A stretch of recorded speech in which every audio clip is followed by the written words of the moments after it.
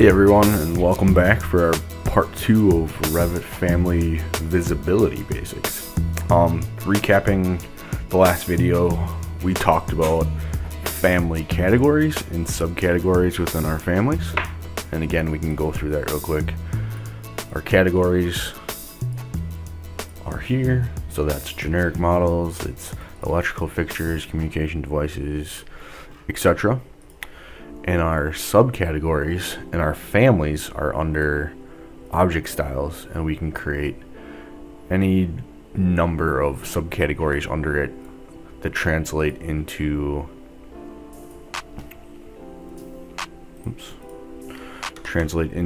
our subcategories underneath. So looking at the generic models, we got these other ones under there.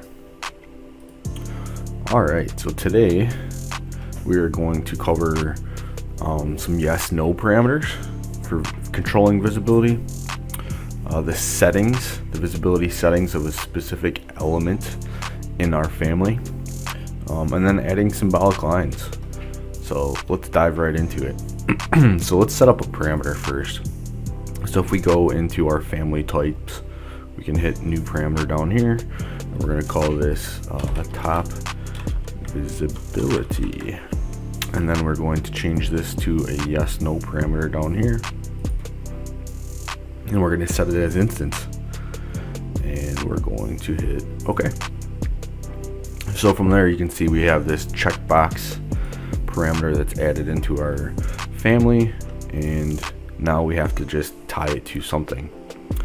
So if we grab this top extrusion here, we can see that there's under graphics, there's visible, and there's a checkbox. This controls the visibility of it. So if we turn this off, when we go into our preview mode, you can see that there's nothing there. So side note, this preview mode is how it will display in your project. With preview visibility off, it's going to show you all the elements. As you can see, it's like slightly gray. That gray halftone basically means that it won't be visible. So I go back and check the visibility of this.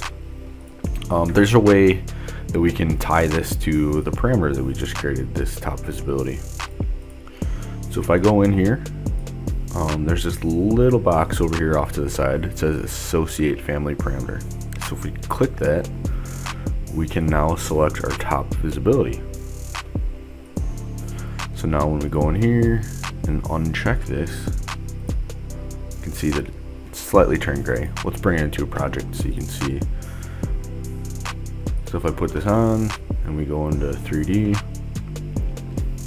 you can see that that is turned off, but if we check the top visibility, it turns back on. Voila. It's pretty cool, huh? Alright, so let's go back and edit our family again, and let's cover a couple other things real quick.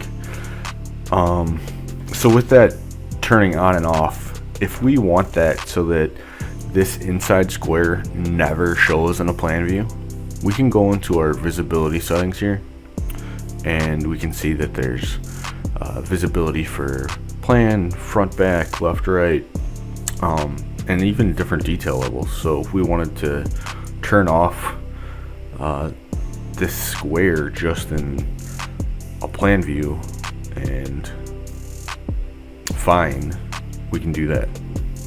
And then if we load this back into our project, overwrite existing versions, you can see this turned off because it's on fine. But if we turn it back to medium, it shows again. And then if we go to our floor plan, you can see that the square is gone on our plan.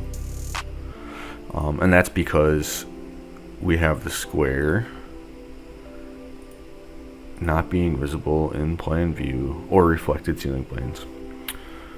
Alright, so let's say we wanted to show some extra detail for this rectangle. Let's say that this thing is some intricate part, but we don't want to spend the time to model every little piece of it. How can we accomplish that?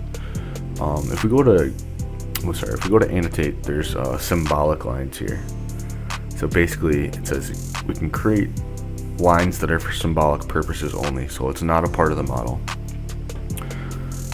So we can create let's do a 2-inch offset here, and if I click this, it'll start placing this offset around.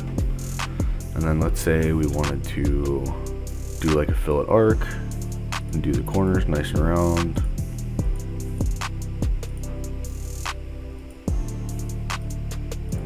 Like this.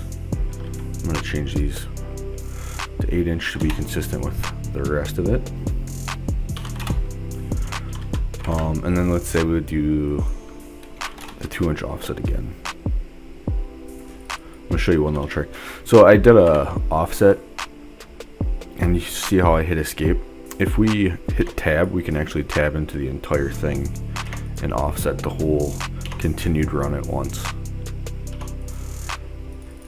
Alright, so let's say we wanted these. I'm gonna window select this whole thing and filter, and we'll see our lines here. Let's say we only wanted these to show up in Find. We could do the same thing in our visibility settings that we just did before.